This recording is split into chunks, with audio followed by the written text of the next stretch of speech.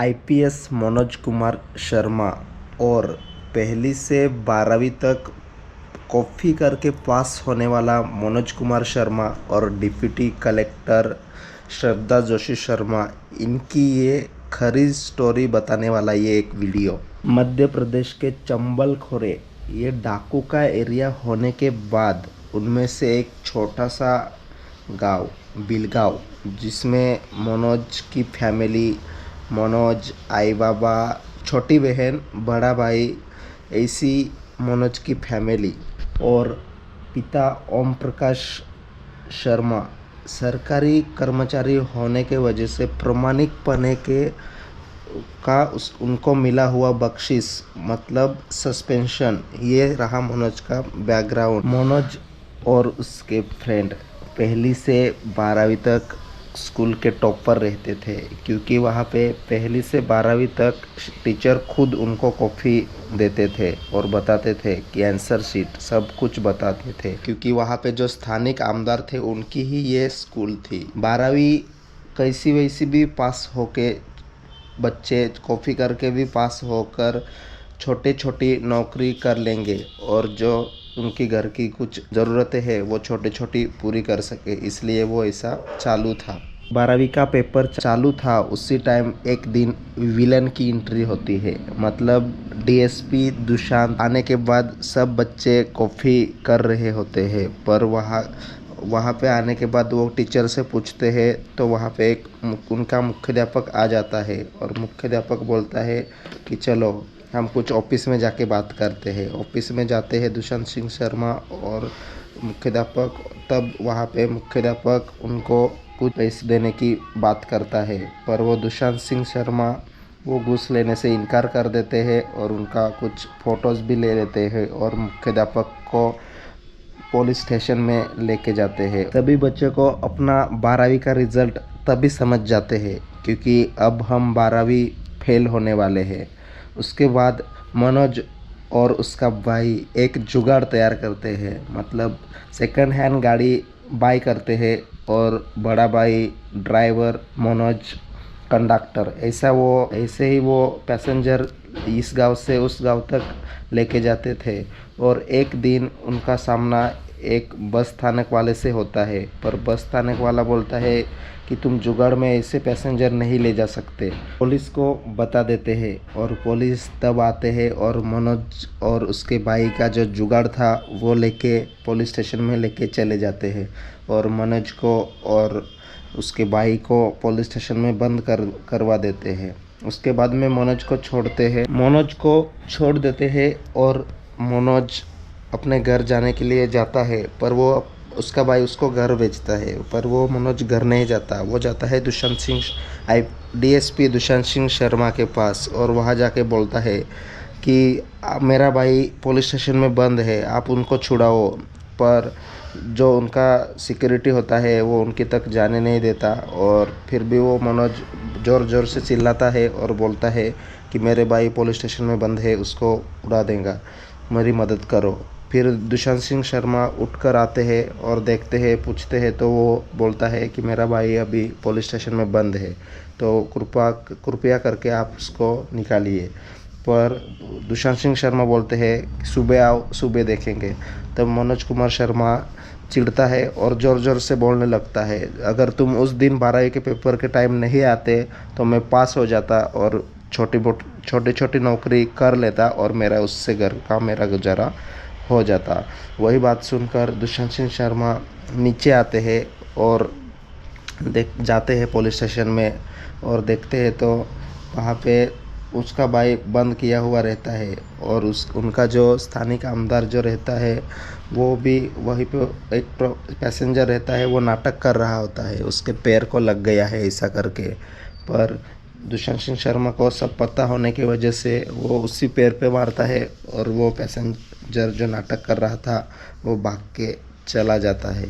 और उसी टाइम दुष्यंत सिंह शर्मा उनको छोड़ देता है और वो बोलता है कि तुम घर जाओ अभी।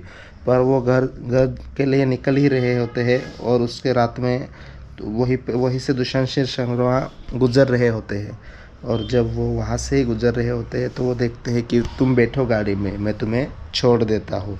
जब वो छोड़ने के लिए आते हैं तब दुष्यंत सिंह शर्मा से मनोज मनोज कुमार पूछता है, क्या मैं आपसे एक सवाल कर सकता हूँ? दुष्यंत शर्मा बोलते हैं, हाँ बोल सकते हो, तुम कुछ सवाल मुझसे पूछ सकते हो। तब मनोज कुमार शर्मा बोलता है कि मुझे आपके जैसा बनना है। पर दुष्यंत सिंह शर्मा हंस के बात करते हैं और बोलते हैं कि आपको नकल छोड़नी होगी। बस यही बात बोलकर वो चले जाते हैं। फिर क्या, अगले साल डीएसपी दुष्यंत सिंह शर्मा की ट्रांसफ़र हो जाती है और वो अलग शहर के लिए निकल जाते हैं। पर मनोज को बताई हुई ये बात, वो नकल छोड़ने वाली, मनोज स्टडी करता है बहुत, वो नकल नहीं करता। सब बच्चे नकल कर रहे होते हैं फिर भी मनोज कुमार नकल नहीं करता और अपने स्कूल में 1-2 नंबर पे आता है।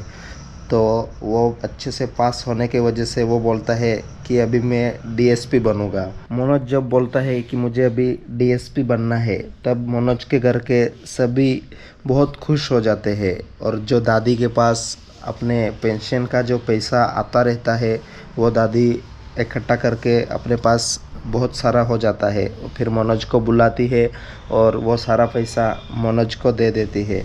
और उसके बाद में मनोज को उसकी छोटी बहन और बड़ा भाई और मम्मी सब छोड़ने के लिए जाते हैं, मतलब बस में बिठाने के लिए जाते हैं।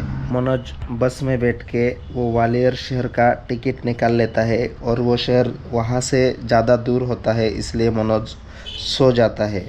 पर ग्वालियर पहुँच के मनोज देखता है, जब जगाते हैं सब पैसेंजर तो उतर चुके होते हैं पर उनके साथ जो बैठी रहती है वो उनके बैग लेके चले जाते हैं और मनोज का सब सारा पैसा वैसा था वो सब उसी बैग में था। मनोज नीचे उतर के इधर उधर ढूंढने लगता है पर उसे वो औरत कहीं दिखाई नहीं देती और मनोज को कंडक्टर बोलता है वो तो इससे पहले ही स्टॉप पे उतर गई थी जो यहाँ तक नहीं आई है।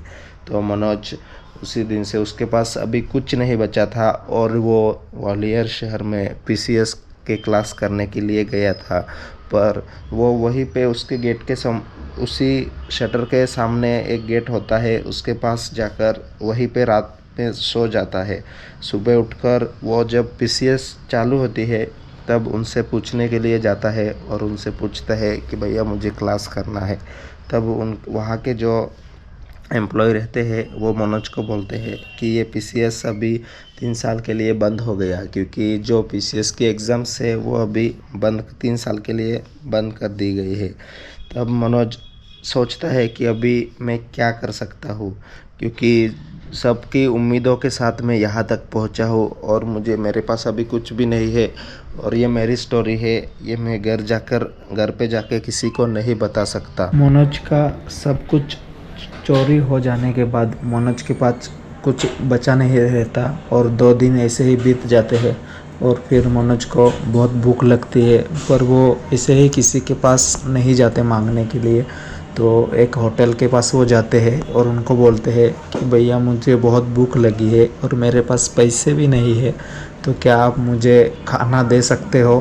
तो फिर वो बोलते हैं कि ठीक है तुम खा लो और वो उनको खाना देते हैं और वो फिर खाते हैं और उसके बाद में फिर वो होटल वाले के पास जाते हैं और उनको बोलते हैं खाना बहुत अच्छा था और मुझे अभी कुछ काम बता दीजिए ताकि मैं काम कर लूँ। वो होटल वाले बोलते हैं कि तुम अभी स्टूडेंट हो तो तुम पैसा मत पे करो, उसके बाद दे देना। तभी मनोज बोलता है कि तुम पहले જ बोलते तो मैं नहीं खाना खाता। तो उसके बाद में प्रीतम पांडे होते हैं जो कि मनोज के फ्रेंड, पर वो उसी टाइम पे बनते हैं। तो वो बोलते हैं कि मैं पैसे पे कर दूंगा। तब मनोज उसके पास जाता है और उसको पूछता है कि भाई तुम कौन हो? तो वो बोलता है कि मैं भी पीसीएस की तैयारी के लिए आया था पर अभी वो क्लासेस बंद हो चुके हैं तो मैं अभी यहाँ से दिल्ली जाऊँगा। तो मनोज पूछता है तो तुम दिल्ली जाके क्या करोगे? तो उसके बाद में वो बोलता है कि मैं अभी आईपीएस की तैयारी करूँगा। तो मनोज पूछता है कि ये आईपीएस क्या होता है? तब मनोज को आईपीएस का आई के बारे में भी कुछ नहीं पता होता है। फिर भी वो प्रीतम पांडे को बोलता है कि मैं भी आईपीएस बनूंगा और मुझे भी ले चलो अपने साथ। और पूछता है कि अगली ट्रेन कब है। तो तुरंत ही वो अगली ट्रेन होती है। वो प्रीतम पांडे से मनोज कुमार बोलता है कि भैया मैं तुम्हारा पैसा रिटर्न कर दूंगा, आप मेरे लिए भी मेरी टिकट निकाल दो प्लीज़ प्लीज़, ऐसा बोल के वो फिर प्रीतम पांडे उसके साथ मनोज कुमार को भी लेके जाता है दिल्ली। के बाद में अगली सुबह ही मनोज कुमार अपने गौरी भैया से मिलते हैं, जो कि आईपीएस के जो बच्चे रहते हैं उनको पढ़ाते हैं और वो खुद भी प्रैक्टिस कर रहे होते हैं।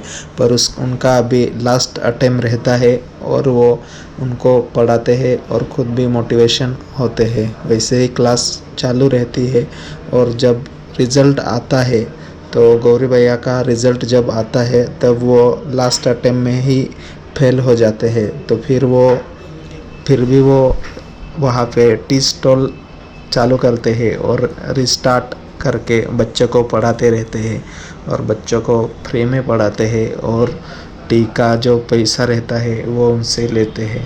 पूर्व परीक्षा देता है तो फर्स्ट अटेम्प्ट देता है, तो फर्स्ट अटेम्प्ट में जो प्री रहती है उसमें वो फेल हो जाता है और फिर वो वहाँ से नाराज़ होके आता है। तो गौरी भैया उसको देख लेते हैं और उसको बोलते हैं कि अभी रीस्टार्ट करना है। फिर सेकंड अटेम्प्ट रहता है तब मनोज अपना काम भी चालू कर लेता है और उसे काम का 280 रुपये मिलते हैं और 280 रुपये वो लाइब्रेरी में काम करता है और साफ़ सफाई का काम करता है और दिन को काम करता है और रात को स्टडी करता है। ऐसे ही स्टडी करके वो सेकंड अटेम्प्ट में प्री जो रहती है वो निकाल लेता है, वो पास हो जाता है प्री में। तो उसके बाद में वो एक क्लास ज्वाइन कर लेता है और क्लास ज्वाइन करने के बाद में वो क्लास में जाता है। वहाँ पे उसको एक टूरिज्म एक सब्जेक्ट दिया होता है, उस पर उसको लिखना रहता है पर उसने बहुत अच्छे से लिखा होता है और टीचर जो रहते हैं वो उसको बहुत तारीफ़ करते हैं। और उसका जब मेंस की एग्ज़ाम आ जाती है तब वहाँ पे एक एग्ज़ाम में क्वेश्चन रहता है टेररिज्म, तब मनोज बहुत अच्छे से लिखता है पर वहाँ पे बाहर निकलने के बाद वो अपने दोस्त से को बताता है तो दोस्त बोलता है कि टेररिज्म ये सब्जेक्ट नहीं था।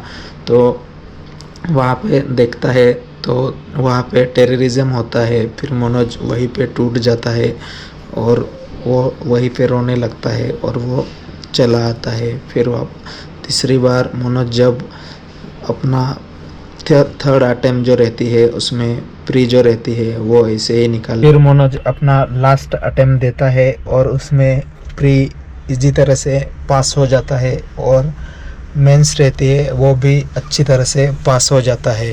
पर मेंस और प्री निकालने से नहीं होने वाला था क्योंकि अभी लास्ट जो बचा था वो इंटरव्यू भी क्लियर करना होता है। फिर मनोज एक दिन जाता है इंटरव्यू के लिए और इंटरव्यू जब चालू रहता है तब मनोज को पूछा जाता है कि तुम पहली से 11वीं तक फर्स्ट आते थे तो 12वीं में एक गैप क्यों है और फेल क्यों हो गए थे।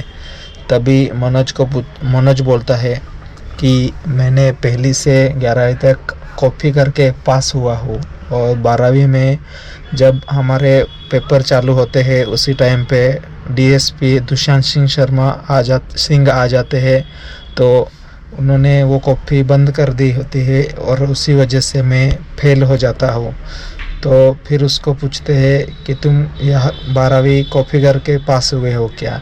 तो मनोज बोलता है कि नहीं, मैं अगले साल दुष्यंत सिंह शर्मा से मिला था और उन्होंने मुझे बोला था कि तुम्हें बस नकल छोड़नी होगी। तभी से मैंने नकल छोड़ दी थी और मैं पास अच्छे से स्टडी करके पास हुआ हूँ और पास होकर मैं यहाँ तक पहुँचा हूँ। तो तुम यहाँ तक कॉपी करके ही आए हो तो तुम आगे का जो अपना बच्चों का भविष्य है वो कैसे चेंज करोगे। तभी मनोज बोलता है कि मैं वही जो बनाई जो स्कैम चालू है वो सारा बंद करने के लिए यहाँ तक आया हूँ और मैं यही से वो सब कुछ बंद करूँगा। तभी मनोज को वहाँ के जो एग्जामिनेशन होते हैं वो बोलते हैं कि वेस्ट ऑफ टाइम। जब मनोज आ रहा होता है तो फिर मनोज को यही पता रहता है कि मेरा नंबर नहीं आएगा, क्योंकि उसको बोला होता है कि मेरा ये वेस्ट ऑफ टाइम है। वही बात उसके मन में रहती है, पर उनकी पत्नी श्रद्धा जोशी शर्मा वो नहीं सुनती और उसको रिजल्ट देखने के लिए लेके जाती है। लेके जाने के बाद भी मनोज बाहरी दूरी खड़ा रहता है और बोलता है कि मुझे पता है कि मेरा नंबर नहीं आया होगा, क्योंकि उन्होंने बोला था वेस्ट ऑफ टाइम।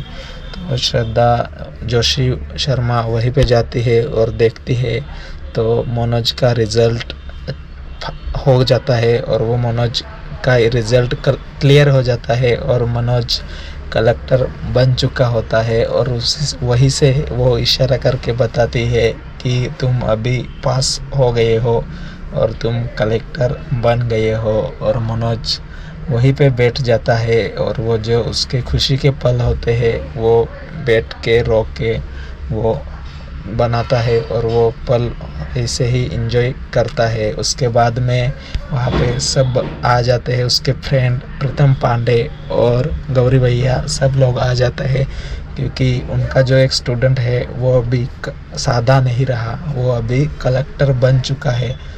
तो वो सब आ जाते हैं और बहुत वहीं पे और उसके बाद में उसी साल में मनोज की और श्रद्धा की शादी हो जाती है। वो साल है 2005 और ये जो स्टोरी होती है ये मनोज के फ्रेंड अनुराग पाठक इन्होंने लिखी होती है और जो वो इसी बुक में लिखी होती है, जो हारा वही जो लड़ा ही नहीं।